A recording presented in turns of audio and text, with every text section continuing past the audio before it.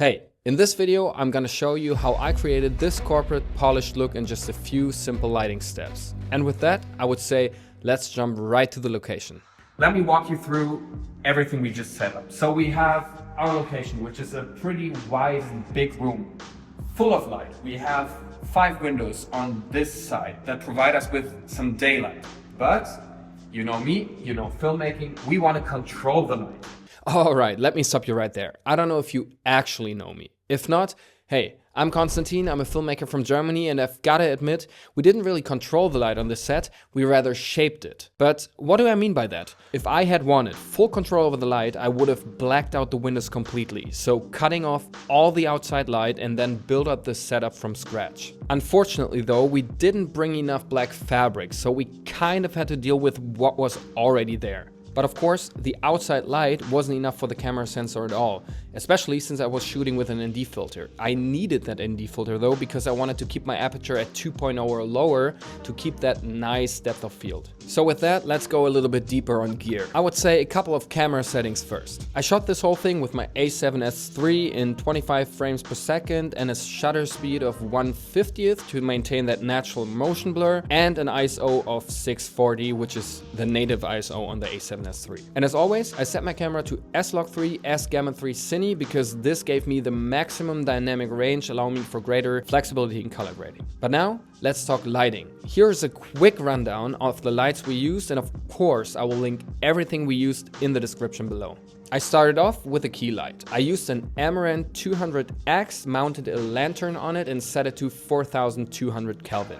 This softens the light and wraps it nicely around the talent's face. You can see it right here with the lower contrast on the shadow side of Michelle's face. What the lantern also did, it raised the ambience, like it really erased the overall exposure of the room. You can see it right here. I also set up a big white bounce on the shadow side of Michelle's face to bring up the shadows even more. So basically what I tried was, I tried to mimic the natural light coming from the windows and bringing everything up and like enhancing what was already there. For an additional touch, I used the hair light that I positioned right above Michelle, and you can see it that it gives her this little edge right on her head. It's not crucial, of course, and it's one of those things that you don't actively notice when it's there, but when it's there, it gives the overall image, I would say, much more interest, and it makes, yeah, just everything a little more interesting. Next, I added a projector snoot with a window gobo onto another Amaranth 200XS, which is basically the same light as the Amaranth 200X. This allowed me to throw a structured light pattern on the back wall here,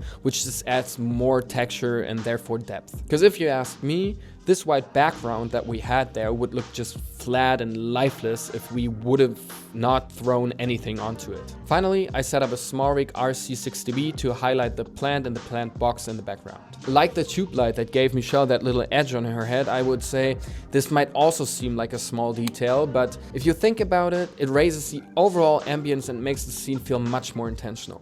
So as you can see, we used quite a lot of lights, not to overpower the natural light coming from the windows, but to actually shape it in a way we wanted it to, while, of course, keeping the overall look natural. In this case, the overcast daylight already provided a soft base. So instead of blocking it out, we worked with it. We boosted the exposure, we added structures in the background, and we just made sure that the subject, in this case Michelle, stood out. Speaking of standing out, for color grading, I just converted the log material into Rec 709 and then smashed one of my signature LUTs on it. This to me looks just very natural and is perfect for corporate interview situations. I mean, as you see here, it has natural colors and it's boosting the overall saturation and the contrast to make the image pop. And the best thing is, it does not destroy the skin tones, as we can see right here in the vector scope. By the way, you can purchase this LUT by heading down to my signature LUT pack in the description below. Oh, and I almost forgot, last but not least, I also added a vignette to make her pop even more, and also added some bloom with Dehancer to make the overall image a little softer.